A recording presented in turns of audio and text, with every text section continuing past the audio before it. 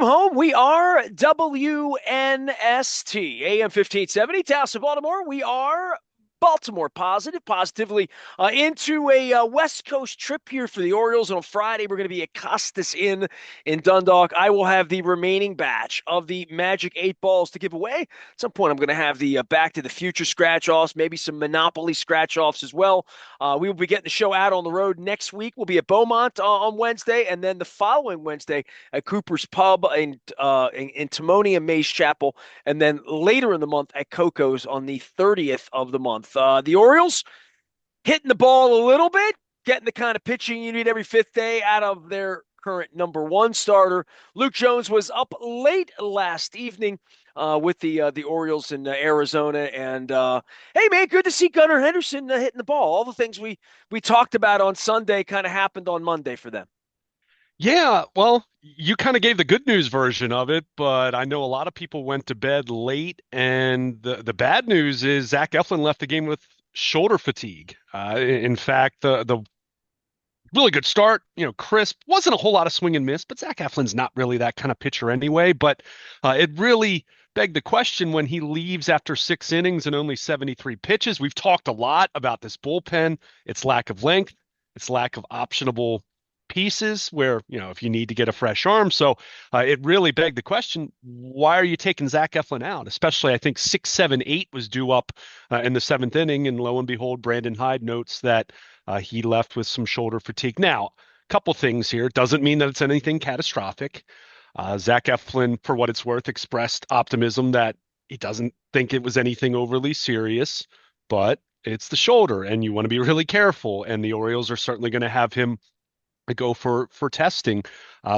Eflin, if you recall, actually, what was it? Probably after he had made 3 starts with the Orioles, maybe 4, he actually landed on the IL last August with right shoulder inflammation, and he was back 15-day minimum. So I'm not saying that's what's going to be what happens here. I'm not saying he's going to the IL. I'm not saying any of that, but on a night, as you expressed, where it finally felt like, hey, this is a really clean game.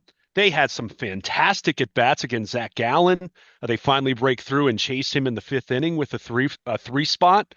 Gunnar Henderson, 2 hits, a walk, 2 stolen bases, really looking like himself for the first time since returning from the IL. They get a home run from O'Hearn in the 1st inning after they hadn't hit a long ball in a few days, and well, they couldn't get through the entire night without some bad news. So it's just one of those things where you just keep saying, when's it going to end on the pitching front? And that's without even mentioning Albert Suarez was transferred to the 60-day IL earlier in the day on Monday. So what happened on the Once these field? pitchers go out, it feels like they made the Grayson Rodriguez thing sound like it was just a little, stub in the toe, like that he could be back. And now it's like maybe all-star game, like it really, once these guys get hurt and it's shoulder related, it becomes, as we are here this morning, box of chocolates. It might be he's out to the all-star break. It might be he's fine. But it feels like once they start to slip down the slope a little bit, they're going to use all sorts of care and consideration before they think they're going to come back and throw 30, 40, 70 pitches at max effort when they're not right, when they're not 100%. These people, they're not horses. They talk. They speak out loud about how they feel. And, I just think the whole state of pitching in the game, every morning we wake up, it's something. It is, but at the same time, with the Orioles specifically, it's kind of what we've talked about. I mean, they don't commit long-term money to pitching. Okay. I've talked about that. You can recall me saying how many times last year that I had my reservations even about giving Corbin Burns the money he would require. And he's been someone who's been very durable. But as I always note, someone's durable until they're not anymore. And Garrett Cole was one of the latest examples of that a month and a half ago or whatever it was at this point. But it's just frustrating because you see where they are from a pitching standpoint. We've talked about the fact that they haven't really drafted and developed their own pitching to a high degree of success. They've made some trades and certainly had some guys where there's been some success like that. But with Kyle Bradish being someone they acquired in the Dylan Bundy trade, 6 years ago, 5 years ago, whatever it was. So it's not like they haven't done anything on that front, but Then you look at what they do have, and they can't keep that healthy either at this point. So it's just, it's very unnerving. Again, it was Monday was a game that you feel really good about. I mean, it was crisp. They had excellent at bats. Zach Gallen's one of the best pitchers in the National League, and he certainly wasn't on his top game and didn't have his devastating curveball the way that he normally does. But they made him work, and they spit on a lot of close pitches. So it was one of those games where you felt really good about it, and then you hear the news about Eflin afterwards, and you're just like, uh-oh. So again, we'll see how it plays out. It could be something very minor, but anytime you hear elbow or shoulder for a pitcher, even if it's minor, it leaves you holding your breath and kind of fearing the worst. And as I mentioned, I mean, just a couple weeks ago, it was Albert Suarez, and then we find out that he has a strain in his, muscle in his rotator cuff, and he's going to be out a few months. I mean, he's already on the 60-day IL. Maybe he pitches at some point this June. You never know. So you just look at how many hits they've taken from the start of spring training. Obviously, Burns being gone is the big one, but just from the start of spring, Grayson Rodriguez, Albert Suarez. We'll see on Kittredge, F. I don't want to put Eflin into that category yet. I mean, because he could be fine, but he's dealing with something now. And then you look at Trevor. Kittredge. Well, I'm going down the Your starting starters. rotation. We'll Okay. get to the bullpen. Yeah, Oh, yeah, fair enough. but then starting depth pieces, Trevor Rogers, Chase McDermott, Bradish, and Tyler Wells are still coming back from elbow surgery last year, and we knew Gibson's they. not ready. Right, Gibson's not ready. It's not a health thing, but you're still waiting on him. And then you have Kittredge in the bullpen. So it's just one after another. And again, we're not even to tax day, right? We're not even to talking about They Memorial haven't won a Day. series, but they have Charlie Morton going to the hill. Yeah. So I mean, it's very frustrating on that front. And what are they going to do between now and the trade deadline? Where are they going to be health wise between now and the trade deadline?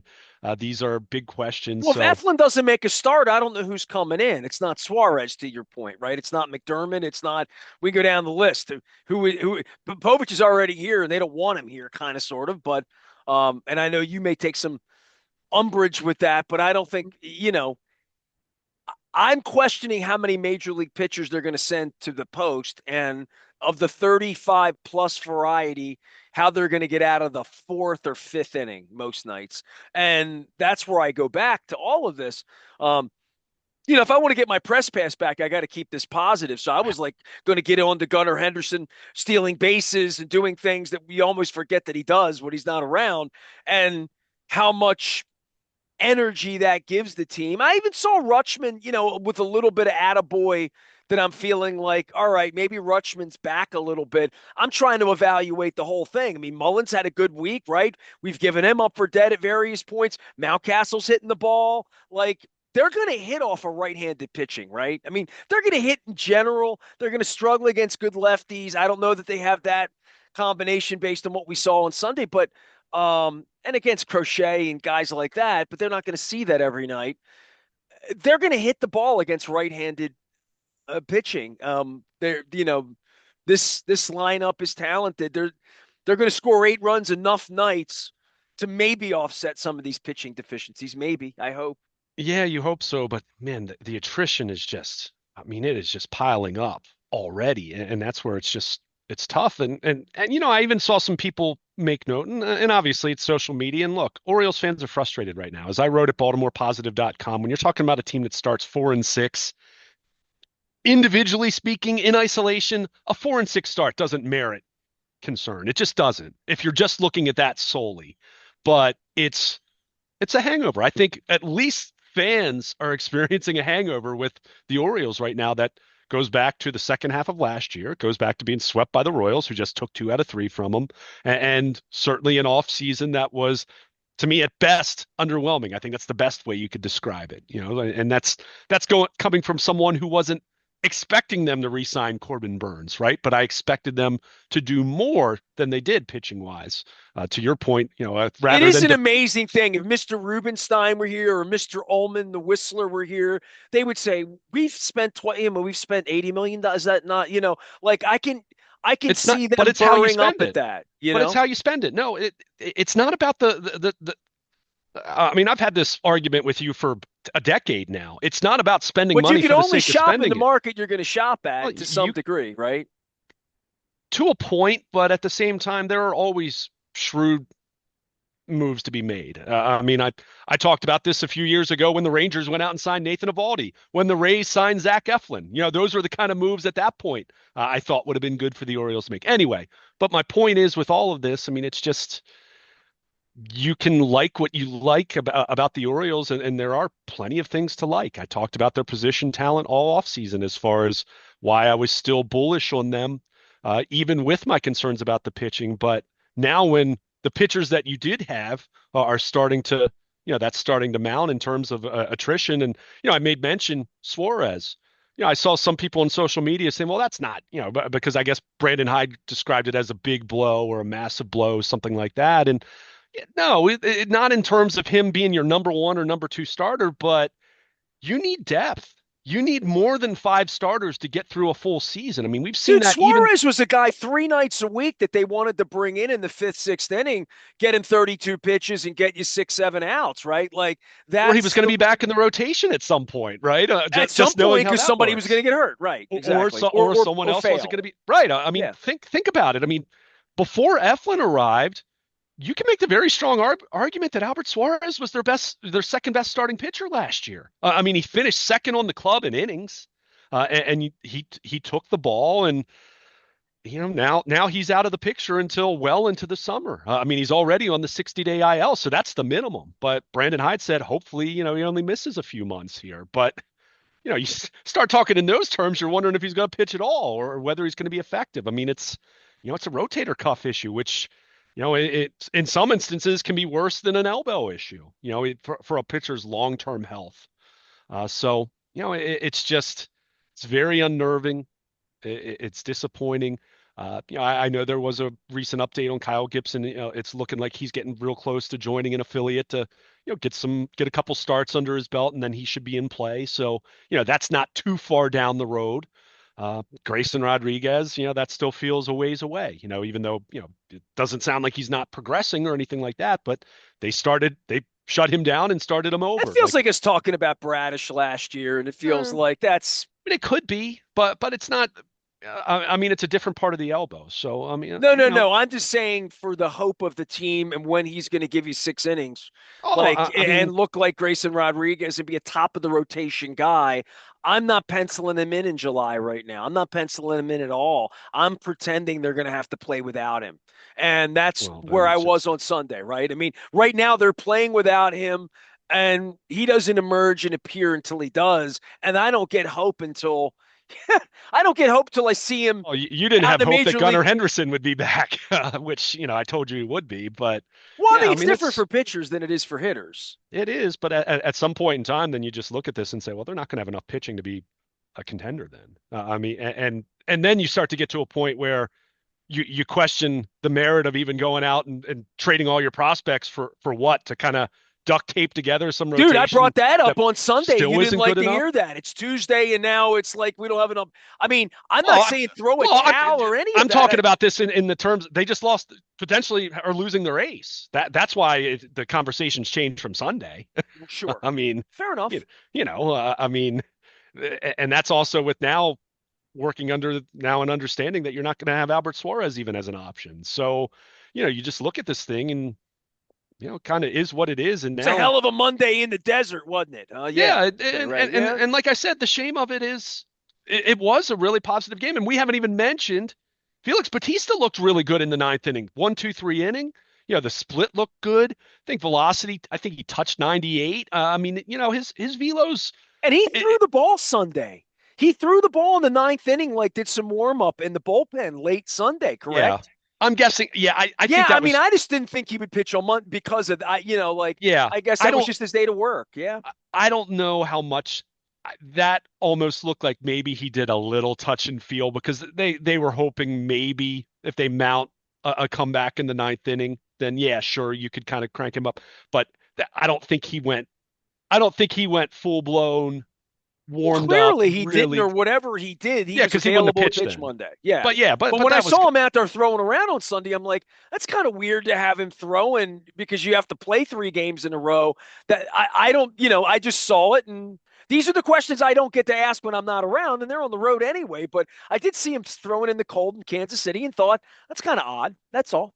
well, it was because if they mounted a comeback, I mean, they were down 4-1. It's not like they were down by 10 runs. Well, these And guys throw the ball around every day, and then what sure, I days mean, they're going to run their horses.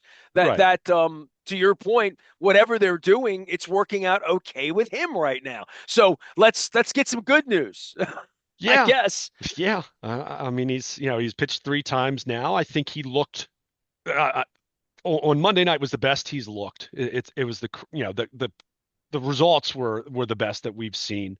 And his first outing in Toronto I don't think was bad. I mean, he gave up a hit and a walk, but I thought the stuff looked good. I thought he looked healthy. I thought his delivery looked good. Got some swing and miss. So that was good to see. I mean, I've said this as someone who was extremely down on the bullpen in the wake of Kittredge and talking about David Robertson.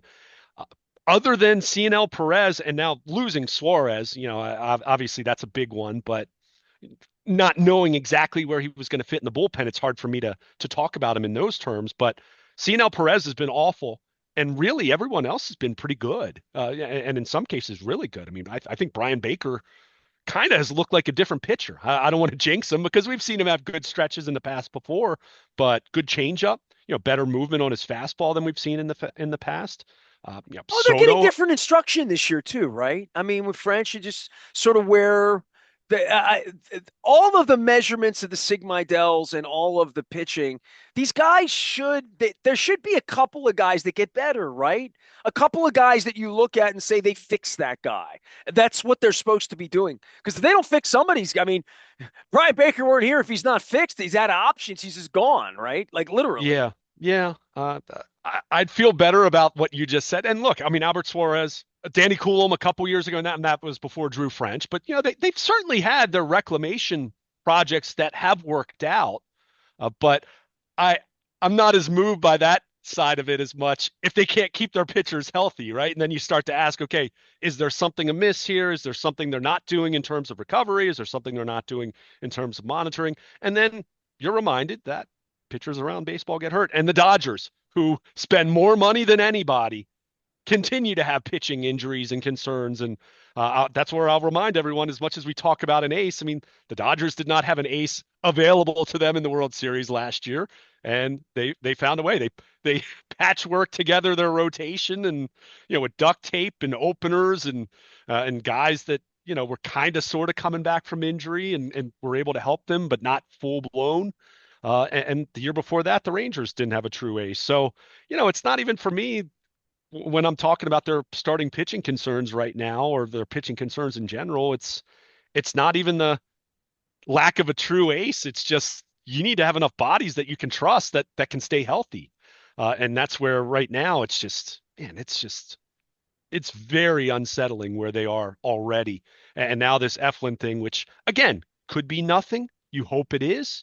Maybe he won't even miss a start, but for him to come out of the game and Brandon Hyde made mention of that his velocity was down a little bit in his last inning. I mean, maybe just not even a full tick. I mean, I looked at it. It was his velocity was not way off in the way that even Suarez his velocity was down in his first outing in Toronto that Well, the prompted him on the disappointment was IL. 73 pitches, right? Because he was on his Right. way to maybe going 8, right? Like I mean, at if least it went right. seven. I mean, I don't know if you're going to push him to 100 there, especially this early in the season. And Eflin's not really a guy that he's definitely a guy that you're kind of looking to see what the contact looks like. There had been a couple balls squared up against him in that last inning, even though he got a 1-2-3 inning. There was a little bit of hard contact, but certainly one more against the bottom of the Arizona order. If he were facing 1-2-3 there, you could have even made an argument of, okay, you do have your top guys available in the bullpen.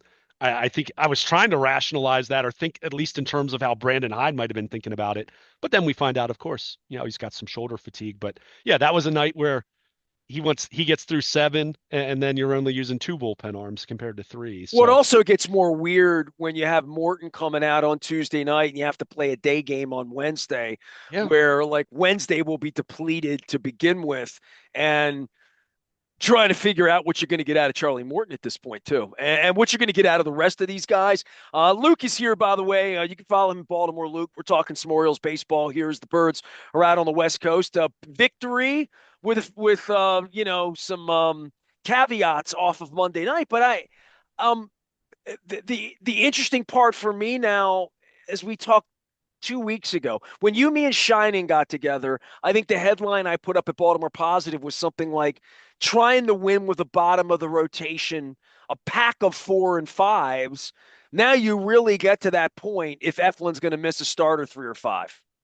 yeah. I mean, this is me doing the emoji shrug. I mean, I don't know. Well, Charlie Morton's a guy you signed to give you the ball every fifth day to get you 5 innings at Sure. least, and 5 innings at not a 9 clip ERA either. So, Well, and that I don't know. To your point, like how long do you go with guys you're paying $15 million to? I don't know, dude. It's like April 8th, how and long he's healthy. we've already got the syndrome we had last year with the closer, right? Where with Kimbrel, we were like, how long do you go? How long's too long when they're 35 or 40 years old and their ERA's 9? This is where Charlie Morton has to, find the ghost of 2016 or something. I mean, he does, but who are they going to turn to? I mean, he's going to get the ball. He's going to continue to get the ball. And as I pointed out to you, he was absolutely better from an eyeball test, from a stuff test, from a swing and miss a test. Absolutely was better against Boston than he was in Toronto, where I really was wildly unimpressed with how he looked. I thought he looked much better.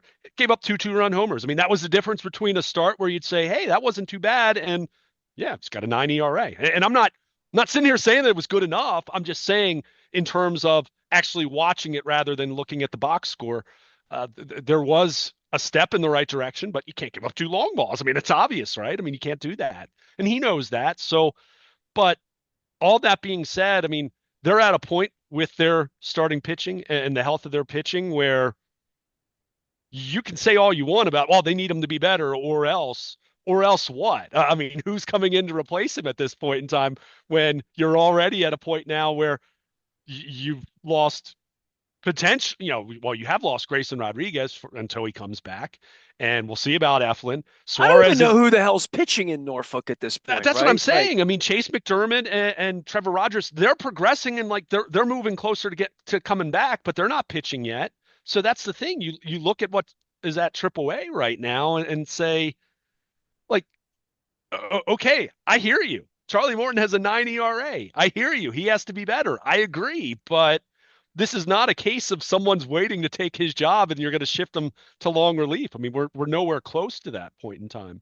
Just because you're you're just running out of bodies. Like healthy arms are dropping at this point in time. So you really need this thing to stabilize. And again, it doesn't mean that these guys are going to start going seven and giving up 2 runs, right? I mean, we understand that. And to your point, if you have more performances from your offense like they got on Monday, which, it wasn't a 11 or 12 spot on the board, go out there and score 5 runs, good at bats, draw walks, steal some bases, hit well in some situations where you've got runners in scoring position, and that's an offense that will play and give you a chance to win if your pitching is okay. If your pitching is mediocre, that's the kind of effort that you'll have a chance to win. Well, their offense has been so all or nothing. It's been so feast or famine where you're hanging 9, 10, 11 runs on the board, but then you're scoring one the next day. That's going to that hurts. That's what we saw too much the second half of last year, right? I mean, revisionist history. Their offense wasn't terrible the second half of last year. It wasn't anything close to terrible. It was frustratingly inconsistent in the sense that you'd see them look like them at their best, but then that would go away for 2 more days, and then it'd come back and they'd score a couple, hang a couple big run totals on the board. But it was just so up and down rather than like I said, I'll take 5 runs a night, right? I mean that will put them right up there with the best offenses in baseball. if they score 5 runs a night. But can it be more consistent? Can it be a more consistent 4, 5, 6 runs a game rather than 11, and then you score a total of 3 the next 2 days, right? I mean, whereas you look at that and you do the math and say, well, that's not a bad average, but that one game you had a great chance to win, even if your pitching stunk, and those other 2 games, even if your pitching was good, you're still maybe not winning. So that's where you just look at this thing, and you made the point, and I agree. I mean, Gunnar Henderson looked like Gunnar Henderson on Monday night, and it's amazing how much better that lineup, how much more dynamic that lineup feels when you have him at the top of the order doing the things that he can do. Well, he's almost like Ricky Henderson. I mean, like stealing bases. Like I mean, he's that's the not. weird thing, you know? Yeah, I mean, he's not. I mean, he's not that. I mean, no one's Ricky, but But if you got a starter that he can can't do keep some of an that. eye on him with the new rules of the game, he's singles become doubles, walks become doubles. Yeah, I mean, and a lot of that is really it's just the threat of him doing that as well. I mean, it really is a case of he's not going to be a guy that steals much more than I think what last year he stole. I think it was 21 stolen bases. He's not going to be a guy that steals But more he's than not 20. Cal Ripken, dude. He's Oh, not sure, no, Doug DeCinces. He's right. not your old school shorts. He's not even A-Rod or any. I That's mean, why he's leading off. I mean, he's leading off because it's a he does. different kind of athlete, a Mickey Mantle kind of athlete, a five-tool kind of athlete. That's why I've said. I mean, he's there. He's their Aaron Judge. It's not the same exact skill set, of course, but he's that dynamic of a player. I mean, this was a guy that he was worth, according to Baseball Reference, and look, we can look at all the other numbers. He had 31 doubles. He had 37 home runs, 92 RBIs. He had an 893 OPS. He had 281, a 364 on Well, no base wonder you percentage. miss him in the lineup the But first 8 games because, like, he gets on base 3 times a night. he was a 9-win player last year. He was a 9.1 wins above replacement. I mean, that's an MVP player. Cal Ripken at his absolute best in '83 and 1991, he was a 10 or 11 win player. I mean, that's what you're talking about there in terms of not just the offense, but the and for Gunnar, the defensive profile. I know he made the errors last year. I still think he has all the makings to be a really good shortstop, and maybe not a gold glove shortstop, but an above average shortstop. And when you talk about getting that kind of a profile at that position where it can be at a premium, that's why Bobby Witt and Gunnar Henderson are already being talked about in terms of having a chance to be true generational talents, guys that could be Hall of Famers if they do this for at least 15 years. And obviously, getting way ahead of ourselves, but just having that potential, that skill set, that profile that tends to age pretty well and tends to be very, very valuable for an extremely long time. Even if Gunnar Henderson in his 10th season moves back to third base, something like that, like Cal Ripken did late in his career. So it was great to see that. And, it wasn't anything to be worried about him. By the way, we were talking about Rafael Devers and how he looked like late career Chris Davis, his first week of the season. He's back to looking like Rafael Devers, seeing him hitting home runs and extra base hits. And so and he was another guy who missed a large portion of spring training. It's a So timing game, dude. yeah, it is. So when you have an injury in spring, even though the Orioles were 1000% in the right to be as careful as they were with him to say, look, we don't care about you playing in Toronto. We're going to get you right. And if it means you're going to miss opening day, so be it. But he only had 5 minor league rehab games. And, whether he had 5 or 7 or whatever, you come back to the major leagues and you're facing legit major league pitching. It's going to take you probably at least a couple games to really get your legs and get your timing at the plate. So hopefully Monday was the start of that because he looked much more like himself. Well, 1 for 14 starts, then the confidence starts to go, right? It does. And I think what was tough about that was he really squared up a few balls in that first game that he played where in Kansas City, where you say, man, he hit the ball hard, but didn't get results. And then the swing and miss started to mount the couple days after that, where you say, all right, now you start to worry. But he had a good game in Arizona. Believe me, of all the Orioles concerns, Gunnar Henderson's at the bottom of the You list, said right? that about Adley Rutschman last summer, too. But Luke Jones is here. So I'll give you the list here. Brandon Young, Kyle Bernovich, who's missing a vowel, but that's great. I have an extra one. I'll give him He one. was he was another pitcher they got in the Bundy deal, Raul but he's had injuries. Alcantara. We'll throw him in. Thaddeus Ward. At this point, I'm not putting Cameron Weston in there a couple innings, but Brandon Young's had the best success Yeah. so far this year. Well, and Brandon Young was, he was a minor league pitcher, got recognized last year for what he did. So, he's on the radar to some Well, degree there's at the got to be a next man up here because it ain't Suarez taking a spot start if Eflin's really hurt, right? yeah, I Oh, mean, by the way, it's supposed to rain this weekend here too. They got that oh, going on. fun. Well, Yeah, and Blue also Jays are in, cold, rainy all winter's weekend. back. So Yeah, yeah, yeah, I yeah. was actually going to make a comment to you. I feel like I'm back in Toronto with the way the weather's turned Well, you again, look but good in that Baltimore Positive sweatshirt there. So well, thank you. I appreciate that. But yeah, Brandon Young would probably be the next man up. Again, with the caveat that Gibson is getting closer, but still, that although if something happens with Eflin, I would be curious to see if they would adjust that and say, look, maybe we have to go with Gibson and he might be on a pitch count of 75, but that still might give us a better chance to win than going with one of these other guys who is just plain not ready to pitch in the majors. So it's not great. It's not, but Monday they won. It nah. did look good. It looked good. Gunnar That's a Henderson good looked news good. final for you, Batista looked Mark good. Fine. There you go. So there you So go. yeah. So, and again, it's disappointing because Eflin has been their rock so far. I mean, 3 starts, 3 quality starts. Uh, he's gone 6 in each of those. Absolutely would have gone a minimum of 7 a Monday night, barring something strange, if he wasn't feeling some fatigue in the shoulders. So, I will say this.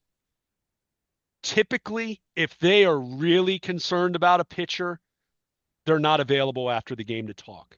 Eflin, now he is a grown up. He's not going to say too much one way or the other in terms of worrying about guys talking about their injuries, the whole NFL mindset. He did talk to the media, and that was, I hope, a sign that maybe there isn't too much concern about this, but certainly you want to be careful. And just 3 starts into the season, it's unnerving to hear that about the guy that, whether he's a legit true number one ace or not, he's your ace, so you need him to stay healthy. Tell you what, man, seeing all this Arizona out there, I got a joint out there with the best tacos. I'm going to get over to El Guapo next week and make things right around here while we're out in Arizona. I'm missing these good road trips. Toronto coming in this week. The Liars Luncheon is next week.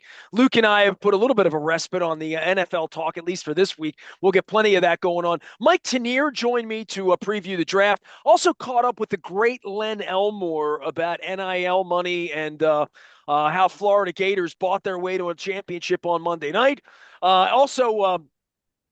had Barry Bloom on talking about the money of Major League Baseball and streaming. And really, I have a Dear Katie Griggs letter coming my way and your way at Baltimore Positive later on in the week. Luke and I are going to get back and reconvene after every Orioles game, at least during the weekdays, in the near short term, trying to figure out the pitching, the hitting, all that good stuff. You can find Luke at Baltimore Luke. You can find us both at Baltimore Positive. I am Nestor. We are WNST, AM 1570, Towson, Baltimore. We never stop talking Oriole baseball. Baltimore Positive. Stay with us.